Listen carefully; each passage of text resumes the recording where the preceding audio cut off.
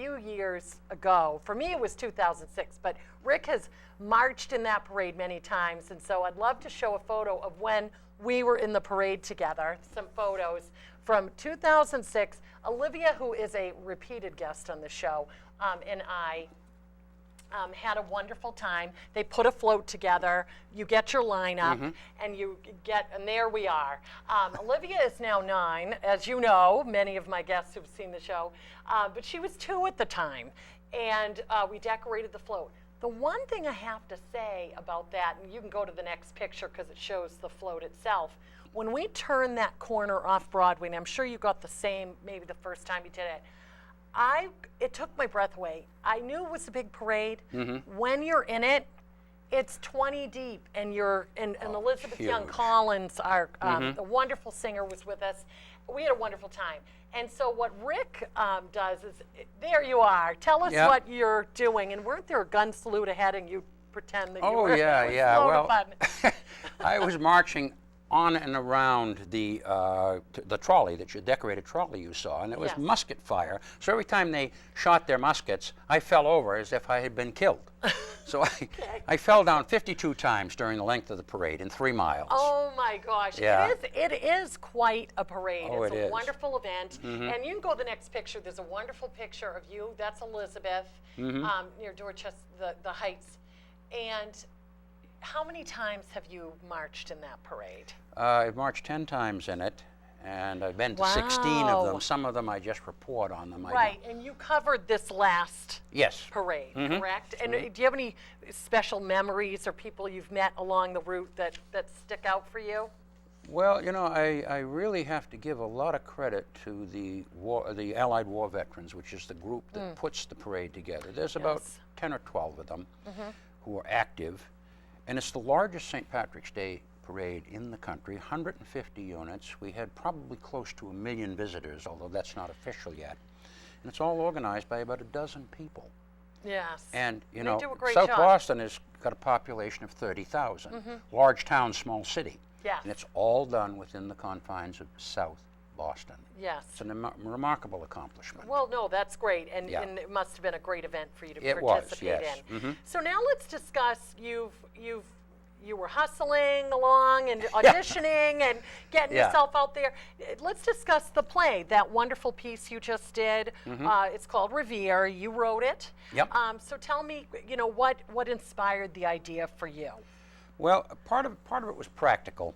I was still doing tours for the first 8 years of my acting career. I did tours for Old Town Trolley, the Ghost and Gravestone tours, Boston Historical Society, the Long Wharf tour, Beacon Hill tours. Most of the questions that were asked had to do with the minutiae of colonial history. Did Paul Revere carry a weapon? Well, no, he didn't, not on his ride, but I didn't know that, so I had to look up all of this minutia. Paul Revere was probably the single most frequent individual who was asked about because he's such a Bostonian.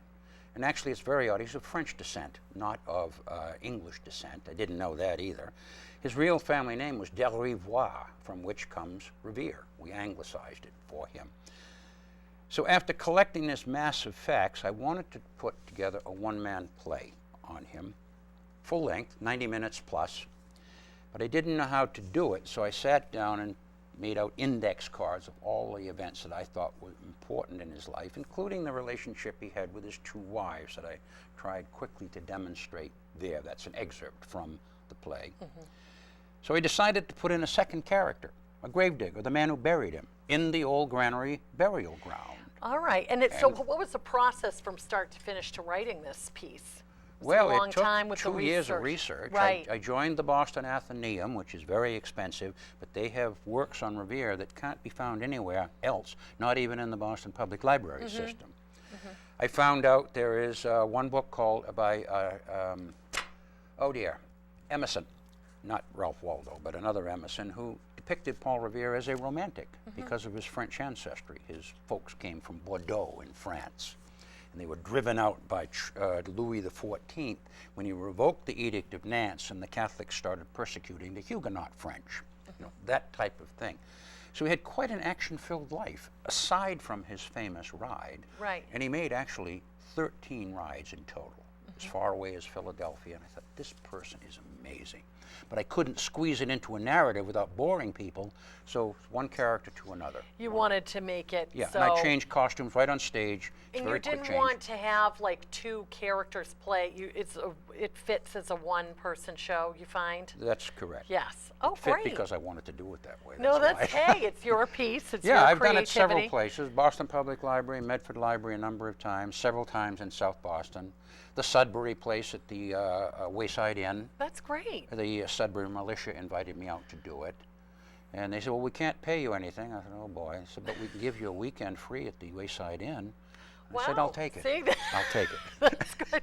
I slept in Longfellow's room as far as anybody knows. Nice, nice. Yeah. And so, hey, if you think he can't do more, this guy does. He is also a poet. And tell me about your poetry. And you've been published in gazettes and that sort of thing. Tell me about that. Well, I've always loved poetry. And as part of the acting career, I began using poems in auditions. Not mine, but somebody else's. And somebody heard me one night and said, you know, you ought to go up to the poetry slam in Central Square. Tell me what a slam is. What is a poetry slam? A slam is basically a contest. You narrate your own, it's got to be your own poetry. It's got to be done without props or costume or any of the usual production values. You're just on a stage, kind of like we are now. Right. And you can move and use gestures. You can make it dramatic if you wish, but basically you narrate your own poetry in front of a panel of judges. They judge the poetry based on its presentation and its content and award prizes. And it's not made up on the spot. That would be, it's just... Well, you could improv, but I'm not sure it would work. It would then be an improv show. All right. Okay, all right. I think that's not in the spirit. It's composed poetry. Most people frequently read them right off of a piece of paper. Oh, and that's while fine, they're, too. you know, emoting for the judges. Right. I don't. I memorize them. I just feel a little more comfortable. Now, do you have a poem for us tonight? I would well, I can enjoy read hearing. one, or I can Yes. do a slam poem. I don't know how your time is, but you would like to do a funny poem? Yeah, let's All right. keep This is it not. I upbeat. didn't do this as a slam poem originally, All right. but it's about Boston weather. Oh, which is well, always this funny. Is timely. Okay.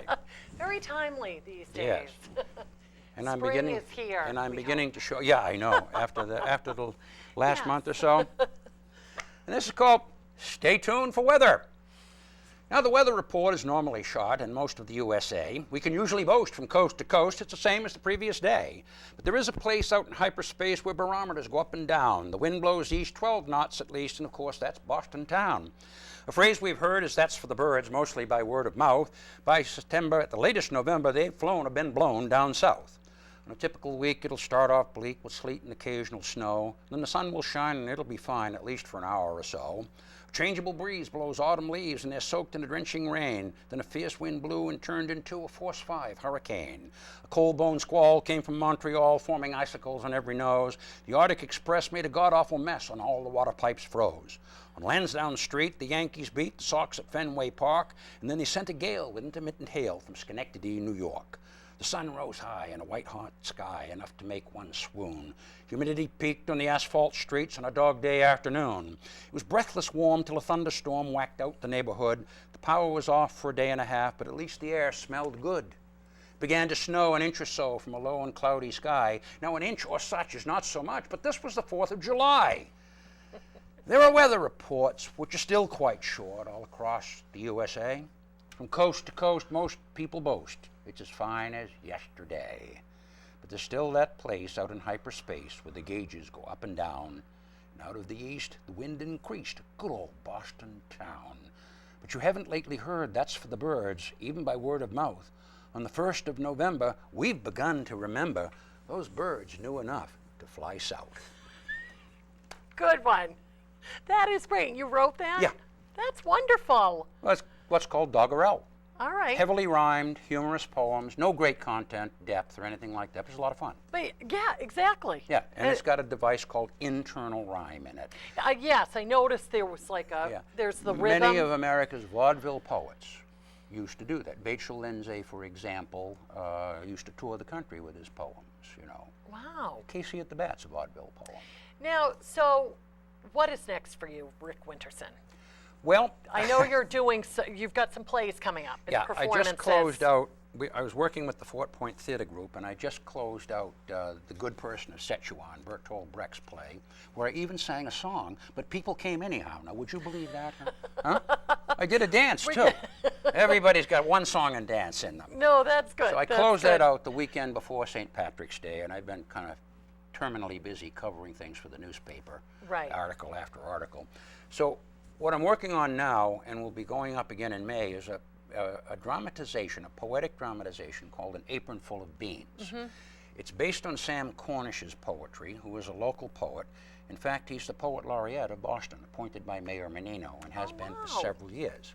He's a black poet, works in close association with Roxbury Community College, and the performance arts director there, Marshall Hughes, took Sam's poetry, strung it together in a more or less coherent way from pre-Civil War black poetry, all written by Sam, to current day black poetry. And there's a cast of 7 of us, mixed cast obviously, 3 blacks, 3 whites, or Caucasians, and 1 Hispanic dancer, so it works out pretty well. Oh, that's nice. So Yeah. you've got a performance, you were telling me earlier, in May, correct? Yes.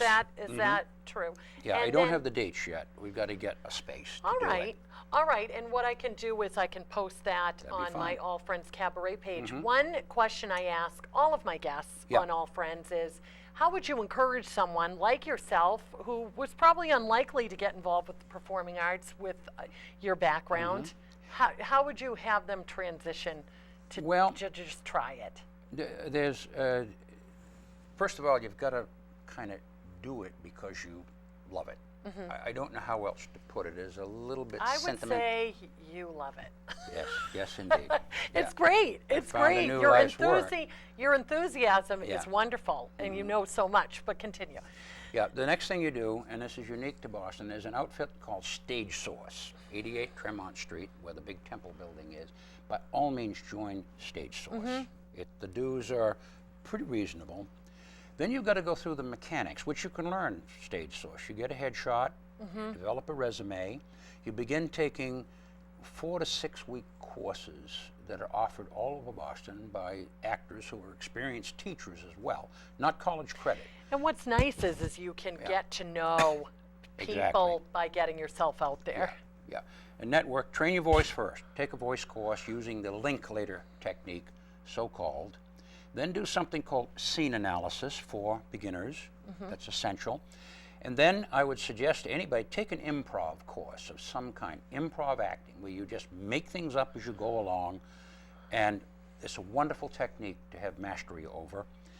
And then finally, take a movement course or a dance course, if you wish, just so you can move around the stage without tripping over yourself. And You know, feeling comfortable. That kind of dumb thing that we all do on occasion, you know. We get our feet tangled or something like that. But that's 4 courses. That'll take you through a year. And in the meantime, just network, network, and network. Oh, yes. And so this is my turn to network to all of you to join the All Friends Cabaret by looking us up we're on Facebook. We have a Facebook page. Follow me on Twitter. If you want any more information about what Rick is up to, you can feel free to email me at our email address. And again, Rick, thank you so much for coming on the program. You have such a wonderful, colorful career in what you've been able to find what you like to do and then be able to do all sorts of wonderful things. Well, I'll return the thanks. It's been a real pleasure, Christine. Oh, yes, anytime. And so I thank you so much for joining us, and I encourage you to contact me to be a part of the All Friends Cabaret, and we'll see you next time. Thank you, Rick. Bye-bye.